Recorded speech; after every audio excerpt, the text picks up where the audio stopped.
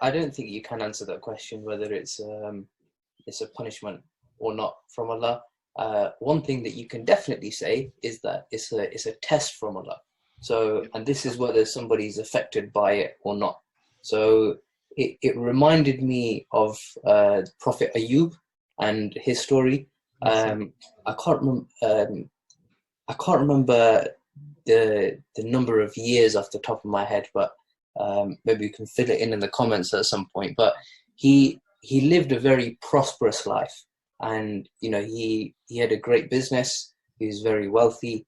He had lots of children, beautiful children, strong children, and I won't go into the finer details about how Shaitan wanted to impose his test and allowed it, but slowly these things got taken away from him, and he lost his business, he lost his children, and then he lost his health.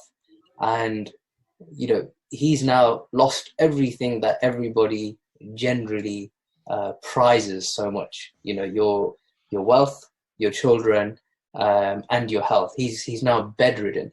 Not has he been bedridden for a few months. He's been bedridden now for 7 years. And Shaitan came to his wife and said, you had such an amazing life with your husband, and look at what it's come to. Can you not ask Allah to ease the punishment a little bit? And there was a tricky bit there, because you have to assume that it's a punishment. And Prophet Ayyub's response to her was, I had blessings for years upon years. If I remember correctly, it was about 60 years. So he lived for 60 years with blessings upon blessings, and for 7 years he's now been in some troublesome situation. And he said, look, I've only had it for 7 years. Why should I complain? I had so many blessings beforehand. Now, it reminds me of his story, but equally so, you can turn it around.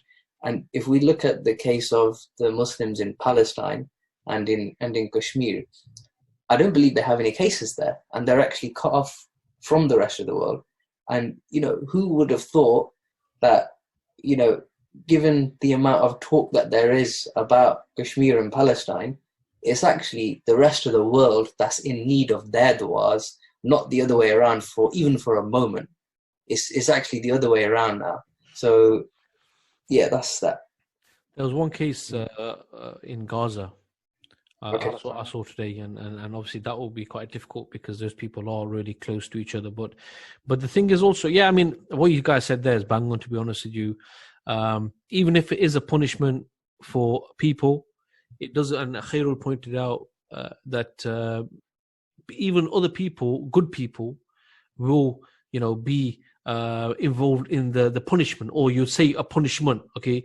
But the reality is that, if, for example, you think about the Prophet Saleh, alayhi salam, for example, the decision to kill the camel, Naqatullah, was made by a handful of people.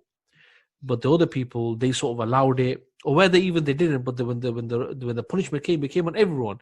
But the point is, though, is that we would never know. But that one because Allah tells you this punishment in the Quran. So whether it is a punishment, whether it isn't, for the believer, it's a trial, it's a test. He may be amongst people who are being punished. How does he react to it? Does he question his iman? Does he question his Allah subhanahu wa ta'ala? I always pray salah. I've never missed a salah in my life. I've always been good. I give sadaqah. I give all these things. Why is Allah putting me through this? And the example that Brother Idris gave there, which is a really good reminder, to be honest with you. It's been a while since I read that story, but really it's bang on, where even when Iblis was trying to get through to the Prophet through his wife and say, look, does Allah really love you?